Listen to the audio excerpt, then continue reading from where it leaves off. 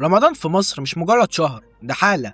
بتمشي في الشارع كده حاسس بخير وبركة وبتبقى فرحان من غير مناسبة. صوت قرآن ومدفع الإفطار والأكل الجميل وصلاة التراويح وذكريات جميلة. وطبعا الكورة لازم تاخد جزء من ذكريات رمضان لأنها حاضرة في أي ذكرى عموما. لكن الكورة في رمضان ليها طعم مختلف مش موجود في الأيام العادية. الحلقة دي مش تحليل فني ولا مقارنة ولا لعيبة اختفت، لأ دي رحلة في الزمن من الشارع للقهوة للتلفزيون. بس قبل ما نبدأ شايك أو قهوتك واشرب مية عشان صحتك، ويلا بينا نبدأ. اللي أنا أحكيه ده ذكرياتي وأكيد ذكرياتك أنت كمان. أحسن لعب كرة بجد اللي بيبقى بعد أذان الفجر لحد الصبح، ده أجواءه بتبقى أحلى حاجة في الدنيا. بص مش مهم هنلعب فين، الشارع، جنينة، على البحر، يلا بينا. طوبتين شنطتين وساعات شبشبين عادي جدا. شغال. ومفيش حد من سن التاني، 9 سنين على 12 على 18، وكنا كلنا حبايب ومحدش بيتعافى او بيتخانق مع التاني، ومحدش فينا كان بيعطش ولا بيجوع. كنا بنكمل يوم عادي. الوقت حاليا والله لو بيقعد يشتغل ساعتين بيحس ان هو خلاص دقيقتين ويموت. ووقت قبل الفطار بساعة ده بيبقى قوي جدا بصراحة، أحسن من ماتشات الدوري الإنجليزي. في أحد المواقف أذكر إننا كنا بنلعب في الشارع عادي والكرة طلعت كورنر.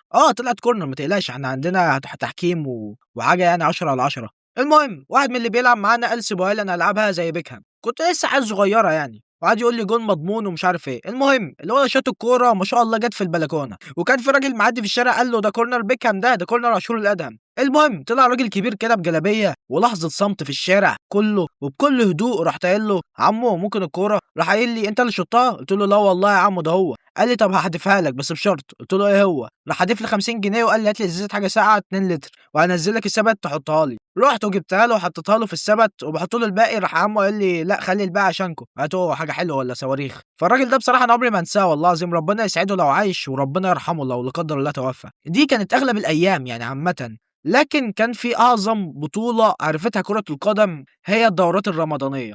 اجواء اعظم من دوري الابطال. تاريخ حرفيا بيتكتب برجلينا في الملاعب. يعني اللي كان عايز يتصيط او يعني انت فاهم يبقى له اسم انه حريف بقى وكده، كان بيلعب في دورات رمضانيه. جمهور وجمهور بجد والله العظيم، كان يخليك عايز تموت نفسك. وحكم بعيد كل البعد عن النزاهه التحكيميه، وكل اللي بره مدربين باصي فوق بيقول له العبها فوق، بيتهيألي كده. شوط. المشكله ان بيبقى معاهم حق، يعني عمري ما حد بره قال لي شوط او قال لي غير يعني وما جاتش جول او في العارضه. ينفع كده يا حسن؟ كان في دورة رمضانية لعبتها كانت أبسولوت سينما حرفيا، ممكن لما أوصل 100,000 مشترك أحكيها. فهمتكم معانا كده بقى، اشترك واعمل لايك قوي. والفريق كله بتيشيرت موحد.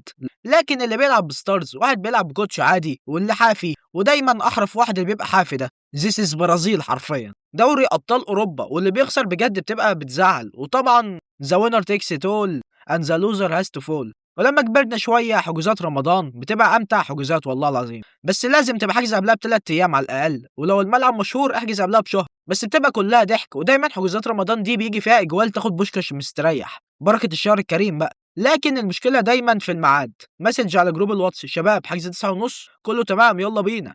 نيجي ساعة الحجز اللي يقول لك تقلان من الفطار واللي راحت عليه نومة. يعني في أحد المواقف كنا حاجزين الساعة 10، المهم بعتنا الساعة 8:30 شباب الحجز 10 ها اوعى حد يتأخر كله تمام زي الفل. رحنا الملعب ما شاء الله كانش في غير انا واتنين صحابي. الساعة 10:10 انت فين يا ابني؟ دخل عليك اهو. وانت فين؟ كنت باكل كشري. كشري ايه يا ابني اللي في رمضان يا ابني؟ كشري بلبن. مساك لبن يا راجل يا طيب. فالمهم ببص كده يا اخي لقيت لك شوية شباب زي العسل داخلين لابسين ايه طقم كرة كامل من التيشيرت لحد الشنكار. مين دول؟ مين دول؟ فالراجل صاحب الملعب قال لي الشباب دول عايزين يحجزوا، فين فرقتك يا ابني؟ قلت له جايين اهو. قال لي بص الساعة 10:10 لو ما جوش هدخل فرقة. وفعلا جت 10:10 والعيال دخلت تلعب. راح واحد صاحبي بصص لي كده وضحك ضحكة جدع وقت الوجع، وقال لي يعني احنا خسرنا الماتش من قبل ما يتلعب.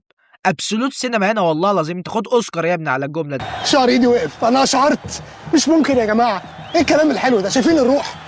والله بتمثل احسن من احمد العوضي. نروح على القهوه اللي ذكرياتي معاه كتير فشخ في رمضان. انا فاكر في 2014 لما ابويا ربنا يخليه ويبارك لي فيه رحت معاه القهوه، وكان بالصدفه في ماتش بين الجزائر والمانيا في كاس العالم. والجزائر ساعتها عملت ماتش جامد بصراحه، لكن المانيا كسبت بالعافيه 2-1. فانا كرهت المانيا ساعتها قبل ما اعرف ان هم بسكليتات يعني. وكنت بتتكلم اني كنت طفل 9 سنين، سبحان الله يا اخي طفوله البروءه. ايه اللي بقوله ده؟ براءه الطفوله. المهم بعدها قلت لابويا عايز اجي معاك تاني. عشان ماتش البرازيل والمانيا. انا كنت بعشق حاجه اسمها البرازيل.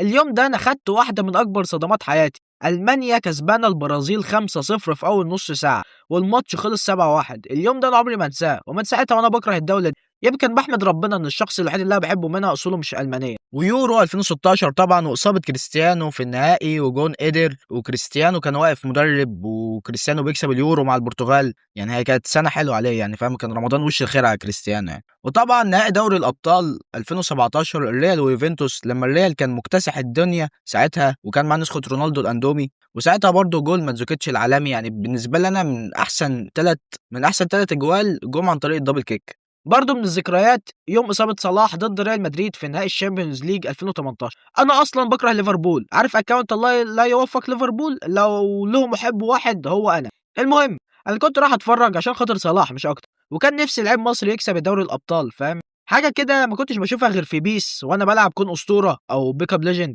على حسب ثقافتك بقى، انت فاهم، انت وشوقك.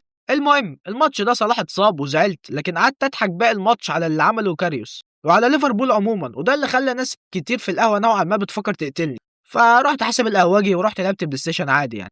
وللاسف دايما ذكرياتي مع ليفربول عشان صلاح. الموسم اللي بعده ريمونتادا ليفربول ضد برشلونه، تيشيرت صلاح واوريجي ووينجالدوم، اللي عامه انا بكره اوريجي عامه من ساعه ما جه الاي سي ميلان. بس الماتش ده بجد كان مجنون فشخ، انا كنت فاهم شفته في الجيم، كنت شاب رياضي بقى وكده. ودوري ابطال 2019 ده تحس ان هو انت فاهم كان سكريبت يعني، ريمونتادا توتنهام ضد اياكس، يعني الماتش كان 2-0، فجاه كده لوكاس مورا بيجيب هاتريك، انت فاهم حاجه من وحي الخيال، وده واحد من اعظم الماتشات اللي انا شفتها في حياتي. وطبعا ما اقدرش ما اجيبش سيره ريال مدريد وريمونتادا الشيخ بنزيما ضد تشيلسي، فاهم، كان دايما في صوره كده اللي هي هو بجلابيه ومعاه التمر واللبن. السنه دي كانت حلوه عامه بالنسبه لي، وليا فيها ذكريات كتير حلوه بعيدا عن الكوره، خصوصا في رمضان. يعني كنت من احد الذكريات الحلوه ان انا ختمت ريد ديد ريديمشن 2 في رمضان. دي طبعا حاجه هايفه يعني، بس انا بشاركك الذكريات يعني. وكان في اشخاص موجودين ساعتها مش موجودين دلوقتي، بس برضه في اشخاص ما كانوش موجودين ساعتها موجودين دلوقتي انا بحبهم زيكم كده.